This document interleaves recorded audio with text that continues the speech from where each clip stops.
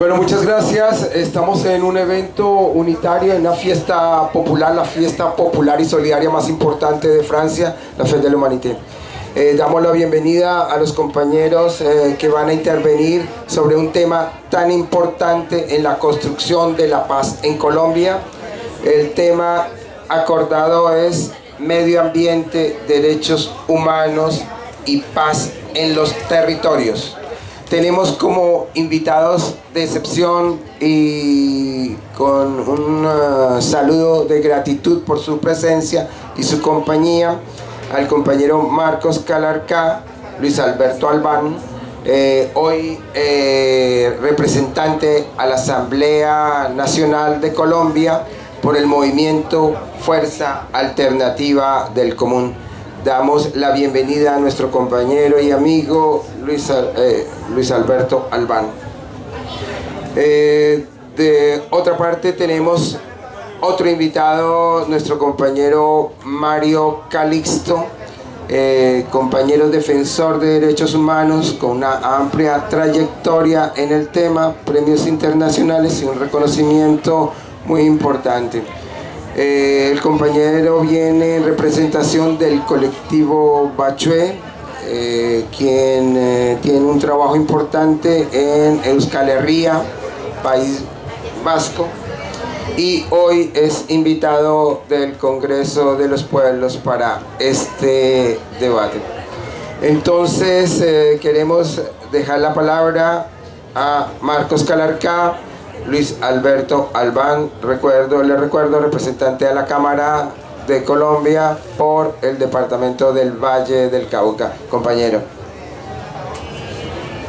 Buen día, muchas gracias por esta posibilidad de transmitir nuestra experiencia y nuestra visión en torno a los temas que nos convocaron: medio ambiente, derecho humano y paz en los territorios.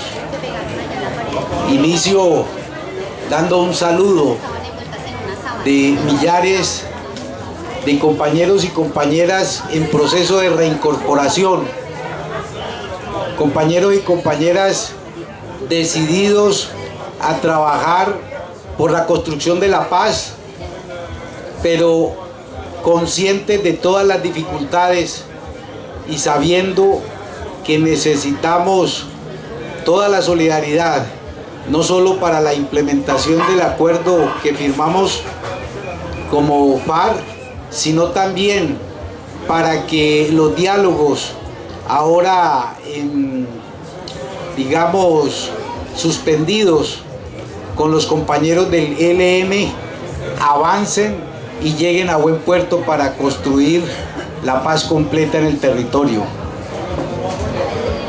Todo el acuerdo de La Habana está trazado por el tema del medio ambiente. En este momento ni siquiera podemos decir que es una consigna de los movimientos de izquierda. Debemos de presentar la preservación del medio ambiente como una necesidad del mundo, porque esta bola que se llama Tierra, que es una sola, es cierto que está en proceso de destrucción, producto de la explotación irracional que hace el capitalismo de los recursos naturales. En el caso colombiano, avanzan las pretensiones de la explotación, producto del modelo extractivista que le ha impuesto el orden mundial a nuestro país.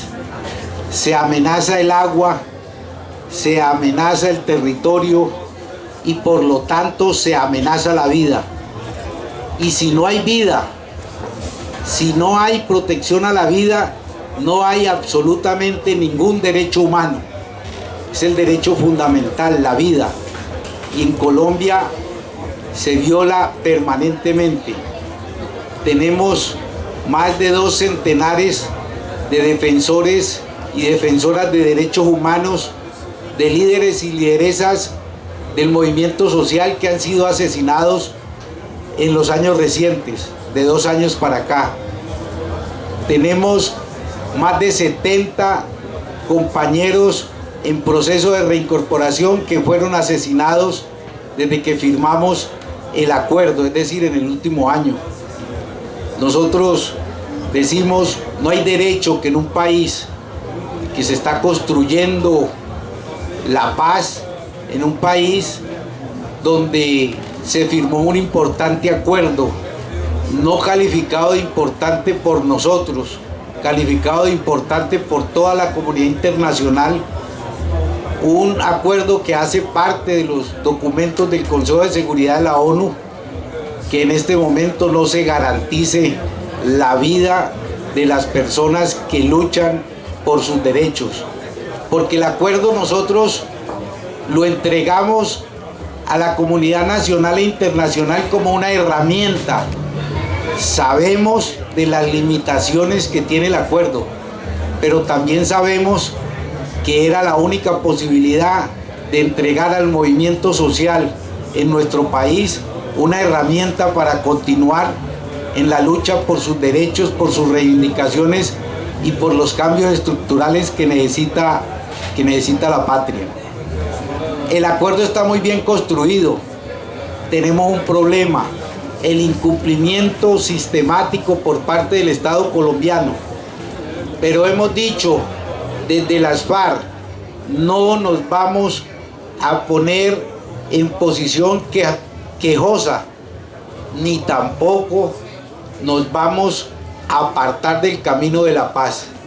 Sabemos que la lucha no es fácil, sabemos que hay una clase dominante que no le interesa el medio ambiente, que no le interesa la paz, que no le interesan los derechos humanos, que lo único que le interesan es cumplir con las cuotas impuestas por el imperio y enriquecerse cada día más a costa de las mayorías. Pero también sabemos que hay un movimiento social que ha demostrado su enorme potencial de lucha, que ha demostrado su enorme capacidad para destruir esas políticas, y también tenemos claro que lo único que puede parar esas políticas es la fuerza de la gente. Por eso estamos convocando a la unidad completa del movimiento social, del movimiento político colombiano. Desde el Parlamento estamos trabajando la convergencia por la paz, la convergencia por la justicia social, la convergencia de la esperanza.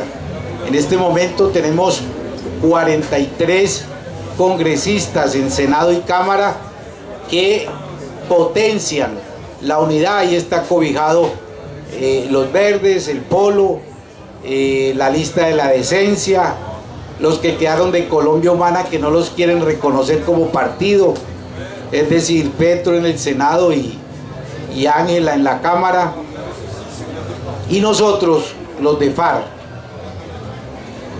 A partir de ahí hemos presentado diversos proyectos de ley, más de 20 ya, que tienen que ver con esos ejes que nosotros trabajamos: la vida, la paz, el medio ambiente y todo lo que signifique elevar el nivel de vida de las pobrecidas en nuestro país. Muchas gracias.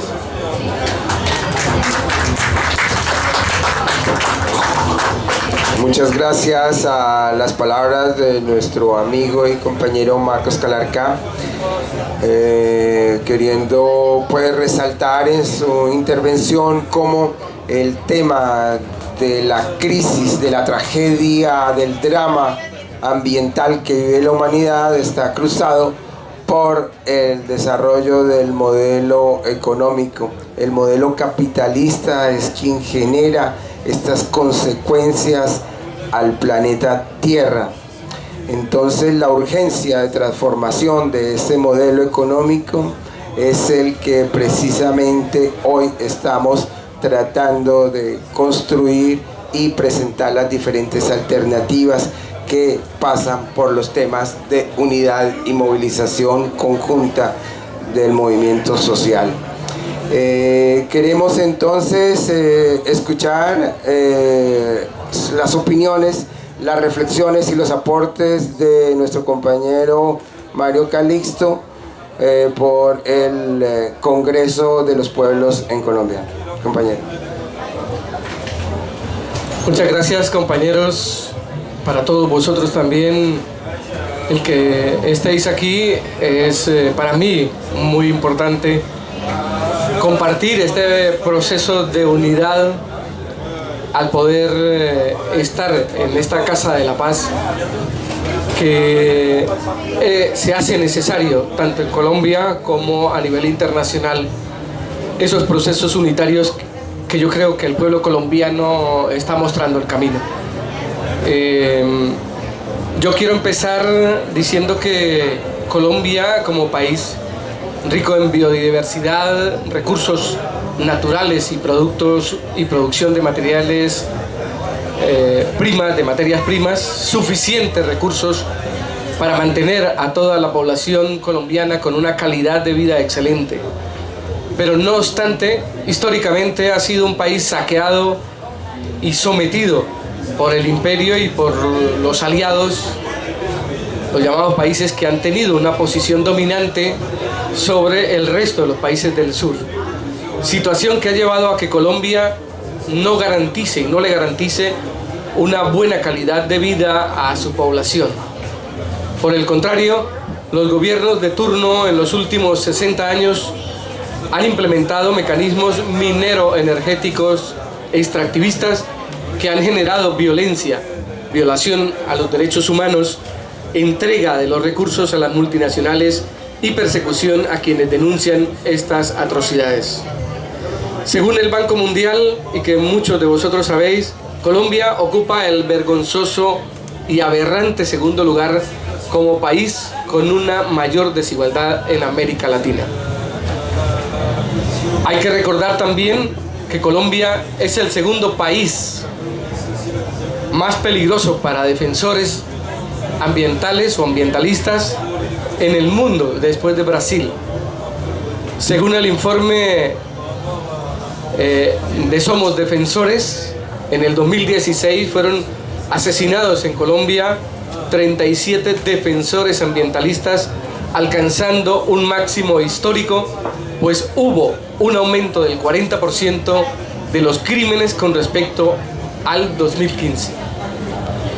Para Billy Kite, miembro del Global Witness, los asesinatos en este país ocurrieron en el contexto del proceso de paz, donde las comunidades y las víctimas están volviendo a sus territorios.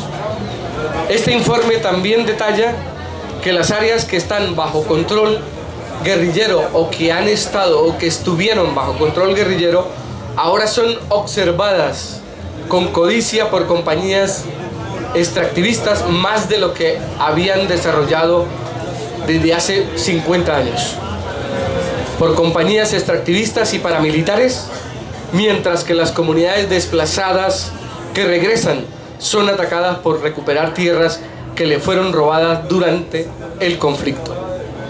Quiero recalcar también cómo en este año del examen periódico universal del pasado 10 de mayo, realizado por Naciones Unidas en Ginebra, Colombia, y dice el título, se raja en derechos humanos, yo diría también, y en otras cosas más. Fueron 86 estados los que hicieron 200 recomendaciones a Colombia en materia de derechos humanos, en materia de impunidad, de desarrollo económico, social y cultural, del cumplimiento al proceso de paz o de los procesos de paz, el respeto a la vida de lideresas, líderes defensores o defensoras, reclamantes de tierra y activistas ambientales, y por supuesto a excombatientes. Como también le recomendaron implementar el sistema integral de verdad, justicia y reparación y no repetición, y en particular la Jurisdicción Especial para la Paz y la Comisión de la Verdad. El mismo informe nos dice que los conflictos por la tierra, el territorio y los recursos naturales representan el 83,19%. recalca el informe que sí existe un patrón de conducta en las amenazas, en los asesinatos y en los atentados contra las activistas sociales o activistas sociales, lo que permite concluir que hay un carácter sistemático y generalizado de estos hechos, así como la impunidad en la que se mantienen estos casos. Según el Alto Comisionado de Naciones Unidas para los Refugiados, ACNUR, Colombia sigue siendo el país con más desplazados internos en el mundo y acumula 7,7 millones de personas producto de amenazas, masacres, asesinatos, atentados de la fuerza pública y los grupos narcoparamilitares que el Estado colombiano ha permitido y sigue financiando. No hay que olvidar los más de 6 millones de personas colombianas que estamos fuera del país, y entre ellos yo soy uno más,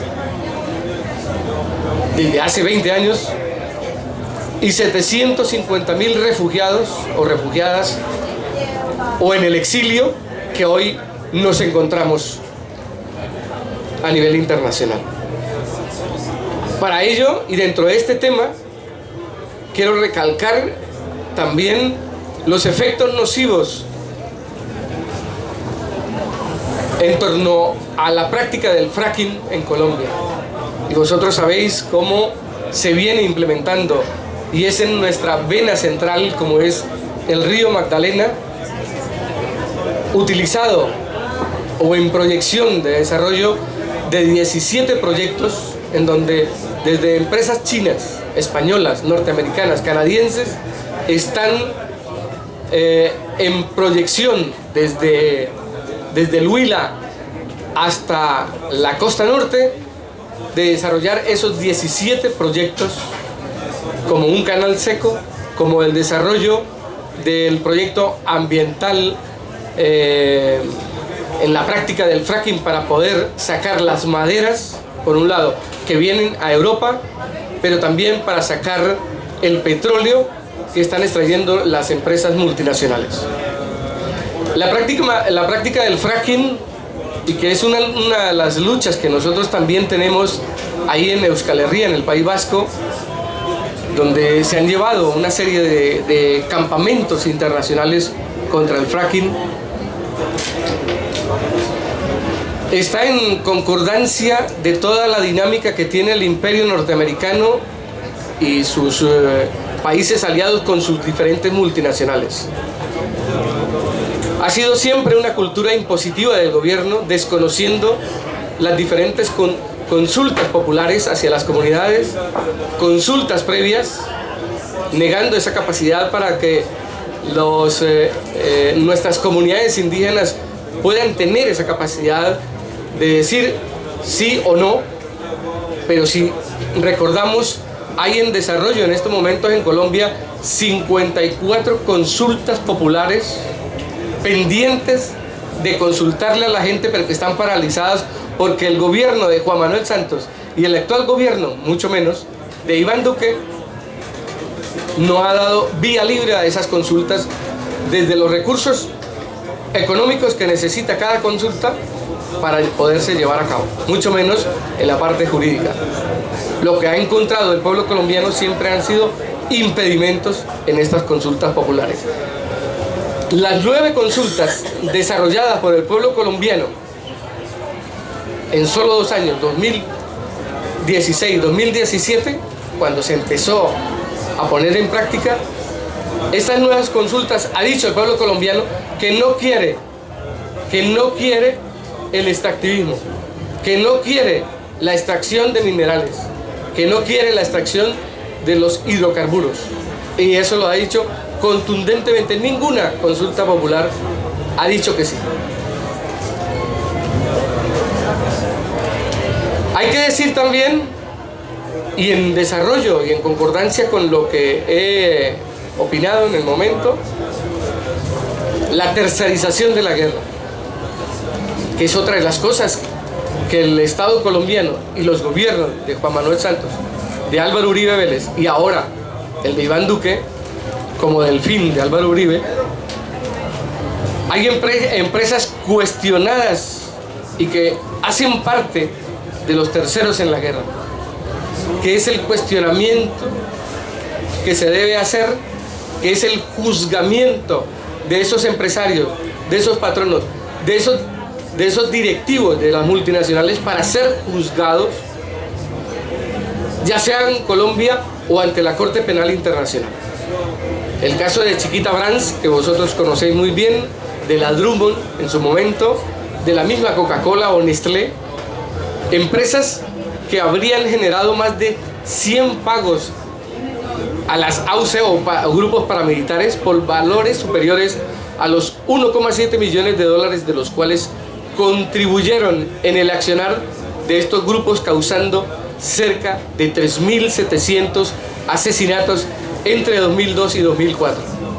Y no solamente la Chiquita Brands, sino también el caso de la palmera italiana Poligrow en Mapiripán, y las infraestructuras en Buenaventura, con ese proyecto o macroproyecto de Buenaventura en el Pacífico colombiano. Banacol y Agromar son dos empresas que también serían beneficiarias de las operaciones paramilitares e ilegales para el control de los territorios en la región del Bajo Atrato Chocuán.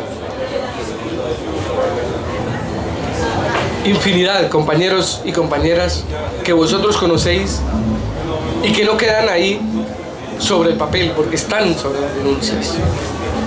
La paz territorial. Y quiero finalizar esta parte, porque la paz territorial no se siente en los territorios, no está en los territorios, desafortunadamente. Las distintas misiones internacionales que han ido de visita, tanto de, por poner un caso, de los compañeros que han ido de Asturias, por ejemplo, sé que a nivel del Estado francés han ido visitas internacionales como misiones internacionales in situ, allí sobre los territorios colombianos. Nos dicen que la paz territorial no ha llegado a los territorios. Antes, por el contrario, tenemos las cifras que ya el compañero Calarcán nos ha dicho, de la situación de los defensores y las lideresas, y en la que la situación es preocupante.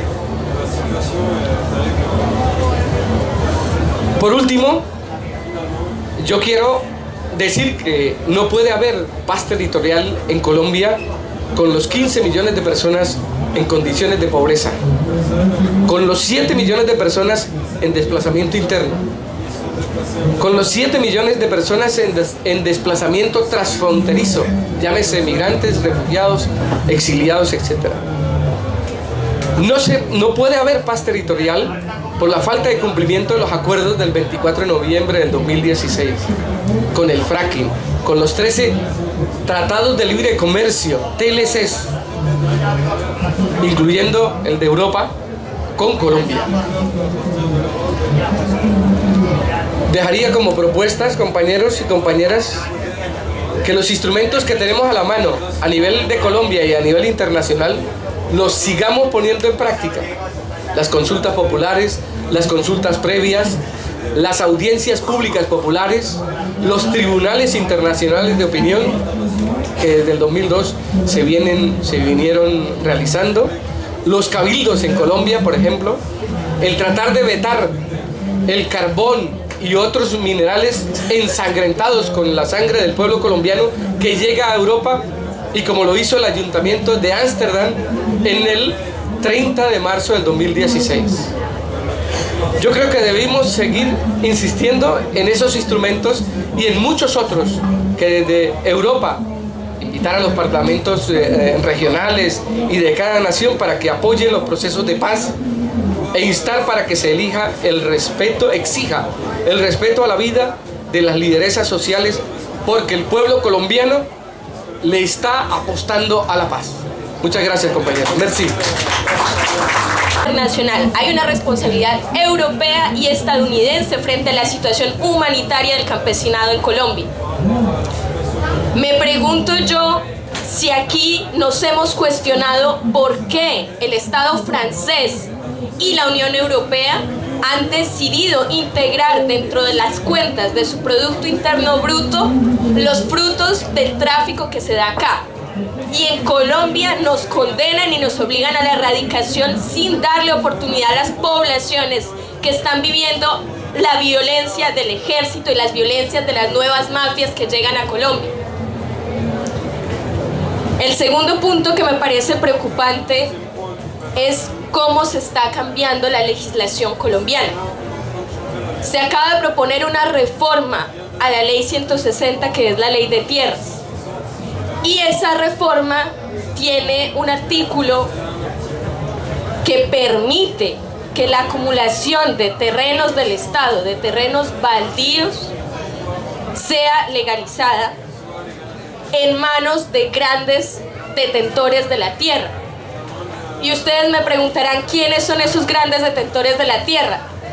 Pues fíjense ustedes que dentro de los beneficiarios a esa reforma jurídica está la familia Uribe Vélez, está la familia Iragorri, del antiguo ministro de Agricultura, y está Poligro, que la mencionaba el compañero, y están esas grandes empresas transnacionales cultivadoras de palma, cultivadoras de caña, productoras de agrocombustibles que están afectando el país. Entonces tenemos un movimiento que nos puede implicar un crecimiento de la violencia y una legalización de esas acumulaciones de baldíos en manos de grandes familias del país. ¿Qué puede ocurrir si Colombia vive un nuevo ciclo de violencia? Nos vamos a enfrentar otra vez a esa situación donde familias, de nuevo, como la Uribe Vélez y otras, compran hectáreas de tierra fértiles a precios muy bajos. Y seguimos en un ciclo no solamente de violencia, sino de empobrecimiento del campesinado, de contaminación de la tierra a través de productos como el glifosato de Monsanto y de empobrecimiento del campesino. Estos son los retos que estamos enfrentando en Colombia, y allí el gran punto es la solidaridad internacional. ¿Cómo nos vamos a enfrentar al problema de Monsanto y del glifosato? ¿Cómo se está envenenando a la tierra? ¿Cómo se está envenenando al campesino que recibe esas fumigaciones también? ¿Cómo nos vamos a enfrentar a la responsabilidad que tiene Europa frente al tema de la coca y de los cultivos ilícitos? Finalmente, los grandes dineros de esos temas de narcotráfico pasan por acá también. ¿Dónde se quedan?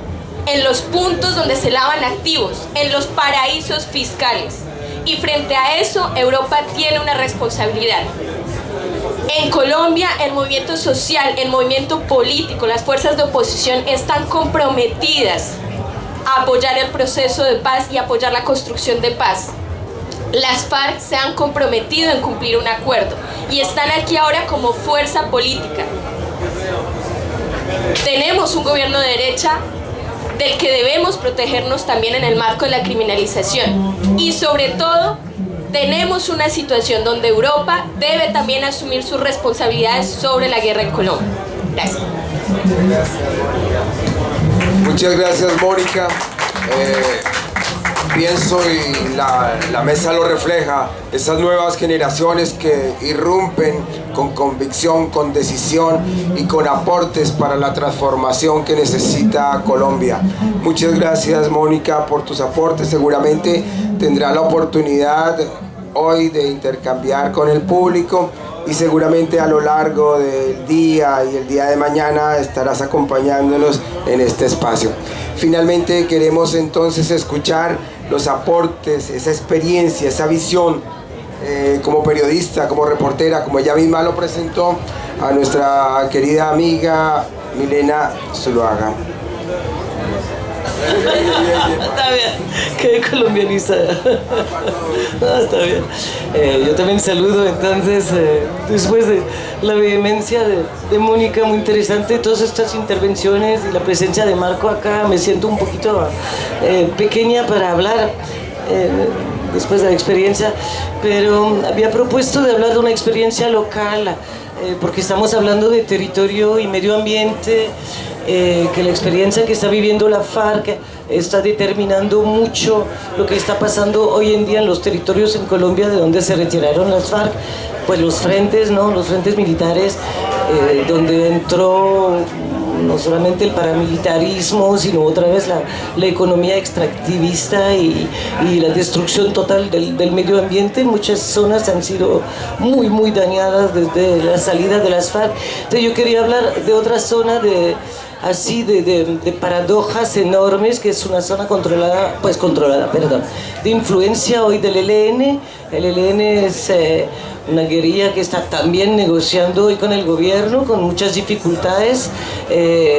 Sería un proceso que hubiera tal vez llevado a cabo bajo Santos y que tiene muy pocas chances de llegar con el gobierno actual, pero que está nutriéndose mucho de la experiencia de las FARC y es muy complicado. Quiero hablar de esta zona de Arauca porque es una zona típica de extracción, donde queda el oleoducto de Caño Limón, los campos petrolíferos de Caño Limón, que son los más grandes, los más productivos de Colombia, que están explotados con la Occidental y con Ecopetrol, y que deja muy poco a la población local. Es típicamente una zona que genera enormemente mucha plata, muchos recursos al país, y más que todo a la transnacional, a la multinacional, y no deja casi nada a la población local. La población es una zona, por lo tanto, de influencia muy grande, lo dije, del ELN. Los guerrilleros son gente de la zona, son hijos del pueblo, están muy vinculados a la población, y las FARC se retiraron como fuerza armada de la zona, mantienen un trabajo político que ha sido complicado también con el ELN, pero bueno. Entonces ahí está esta paradoja de una guerrilla que ha pasado mucho tiempo en dinamitar el oleoducto, dañando el medio ambiente, haciendo derrames de petróleo tremendos en la zona, y al mismo tiempo una guerrilla que, si no defiende, a lo menos justifica la población local. Mire, yo no quiero presentarme aquí como defensor del gobierno, ni de Santos, ni de Duque, porque eso no tiene nada que ver con la realidad. Pero también hay que decir que si hay incumplimientos, pero también hay cosas que se han cumplido. Por ejemplo, le decía, nosotros por el acuerdo tenemos derecho a 10 congresistas. Pues esa parte la están cumpliendo. Hay un problema, el tema Santriz. Nosotros decidimos como partido que hacíamos todo lo posible, y se está haciendo, para que Santriz se posesione como representante a la Cámara, independientemente que en esa pelea podamos perder la curul. Entonces estamos en esa pelea. Hay otro problema, el tema de Iván. Iván dice que él no se posesiona, y hay una serie de razones, las cuales yo personalmente las comparto, ¿sí? Pero no comparto la conclusión. Es decir, cuando ya nosotros tomamos una decisión, y hablo de nosotros, hablo de la guerrillerada fariana, hablo de la milicia y hablo del Partido Comunista Clandestino, lo que era el movimiento fariano, tomamos una decisión bastante sopesada que pasó por varios plenos ampliados del Estado Mayor Central, que pasó por innumerables asambleas guerrilleras en todo el país, que llamábamos pedagogías de paz, que pasó por la Conferencia Nacional Guerrillera, la 10ª conferencia, y que además pasó por el Congreso Constitutivo del partido. Entonces es una decisión que nadie puede decir ahora, no, pues es que yo no sabía qué estaba pasando. Entonces, no estamos de acuerdo con la conclusión de Iván, en el sentido de que sencillamente es retirarse, ¿sí? No estamos de acuerdo con eso. Él toma esa decisión, no es una decisión personal, ¿sí? Bien, tenemos esos dos casos. En el caso de Iván ya se está haciendo el proceso para que asuma el que seguía en la lista, que es Benco Biojó, y en el caso de Santrich pues seguimos en esa lucha para que se posesione Santrich, porque sería muy sencillo que Santrich renunciara y se posesionara quien sigue, que es Benedicto, que es Alirio Córdoba. Eso sería muy sencillo, pero hace parte de una confrontación política, ¿sí? Entonces fíjese, ahí hay un cumplimiento. Nos sirve a nosotros como FARC esas curules, pues uno hace el balance y dice, sí sirve. No a uno, porque las curules, por lo menos en mi caso, y lo hemos dicho todos, no es un problema de persona, ¿sí? Nosotros no salimos allá a levantar la mano, vea, nómbrenme a mí. Eso fue una decisión, una tarea que nos puso el partido y la asumimos. No es una curul de Marco Calarcá, ni siquiera es una curul del Valle, y lo hemos dicho, ni siquiera es una curul de la Fuerza Alternativa, es una común de la gente, es una curul del pueblo, y estamos trabajando en eso. Podemos decir, está la provocación sobre Santrich, lo tienen en la cárcel, igual riesgo estamos corriendo nosotros, ¿sí? Pero es lo que decía, si nosotros echamos para atrás esa decisión, cosa que no hemos pensado, ¿sí?, implicaría darle la victoria al enemigo y permitir que lo que no fueron capaces en la guerra, con todo el poder militar, no el poder militar de Colombia, de las fuerzas militares de Colombia, que es muy grande, sino el poder militar de los gringos, porque al final la guerra era contra el ejército sur de los gringos, no pudieron derrotarnos para dejarnos derrotar ahora por unos riesgos. Riesgos hemos corrido desde que tomamos la decisión de la lucha. Nos metimos a la lucha armada, nadie se quería morir, pero todos sabíamos que era posible morir, ¿sí? Entonces ahora en la lucha política legal decimos, hay que enfrentar esos riesgos. ¿Y cómo pensamos que se enfrentan esos riesgos? Vuelvo, insisto, con la gente, con el pueblo y sus organizaciones. Por eso lo decía, el acuerdo es una herramienta para continuar la lucha.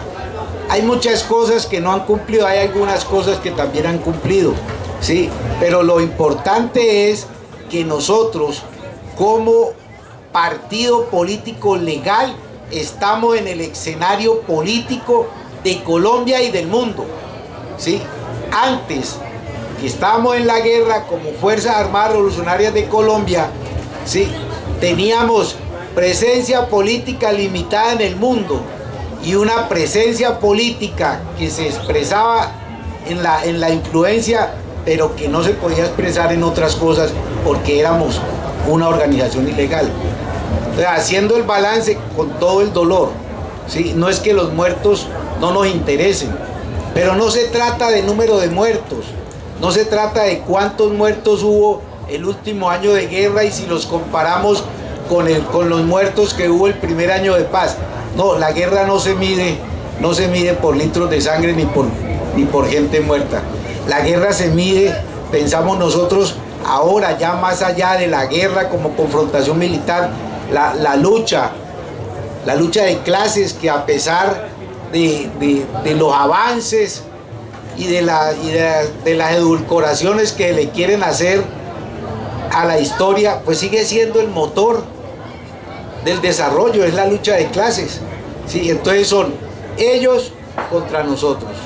Nosotros somos mayoría, ellos tienen una influencia también sobre mucha gente que es igual a nosotros, y se trata ahora de luchar con las ideas. Muchas gracias a la pregunta.